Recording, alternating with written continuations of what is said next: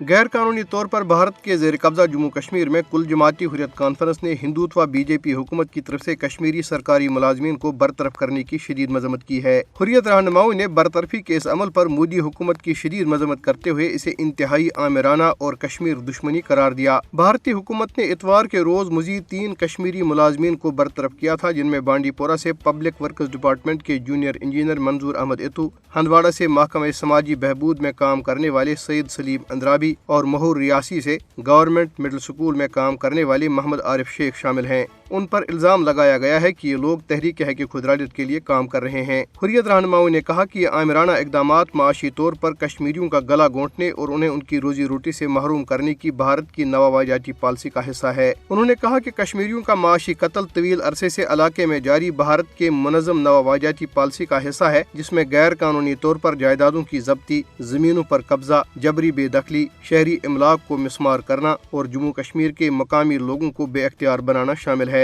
حریت رہنماؤں نے بے گناہ شہریوں اور نوجوانوں کے مسلسل قتل اور گرفتاری کی بھی شدید مذمت کی اور اقوام متحدہ پر زور دیا کہ وہ اپنی ٹیمیں مقبوضہ جموں کشمیر بھیجے تاکہ وہ جموں کشمیر کے لوگوں کو غیر قانونی بھارتی قبضے اور اس کی کٹ پتلی حکومت کے تحت درپیش بدترین صورتحال کا جائزہ لے سکے۔ ادھر مقبوضہ کشمیر میں مفتی اعظم مفتی ناصر الاسلام نے کہا ہے کہ لگتا ہے کہ صورتحال 1990 کی دہائی کی طرف واپس جا رہی ہے، کیونکہ مودی حکومت حالات معمول کے مطابق ہونے کے بلند و باغ دعووں کے باوجود اقلیتی برادری کو تحفظ دینے میں ناکام رہی ہے۔ مفتی اعظم نے سوال کیا کہ ان لوگوں کے گھروں کو کیوں مسمار کیا جا رہا ہے جو کسی بھی مسلح سرگرمی میں ملوث نہیں ہے۔ انہوں نے پوچھا کہ کیا مودی حکومت کشمیر میں ایسے حالات پیدا کرنے کی کوشش کر رہی ہے جو 1990 کی دہائی میں تھے۔ انہوں نے بھارت کو خبردار کیا کہ وہ وقت دور نہیں جب وادی میں لوگوں کو کرو یا مرو کی صورتحال کا سامنا ہوگا۔ غیر قانونی طور پر بھارت کے زیر قبضہ جموں کشمیر میں مودی حکومت نے سری نگر اور اسلام آباد اضلاع میں مزید 4 کشمیریوں کے مکانات ضبط کر لیے ہیں۔ نئی دہلی کے زیر کنٹرول ریاستی تحقیقاتی ادارے SIA نے جھوٹے مقدمات کے سلسلے میں سری نگر کے علاقے برتھانہ کمرواری میں 3 اور اسلام آباد کے علاقے سنگم میں 1 مکان کو ضبط کیا ہے۔ ادھر ضلع کلگام سے پراسرار حالت میں ایک نوجوان کی لاش برآمد ہوئی ہے۔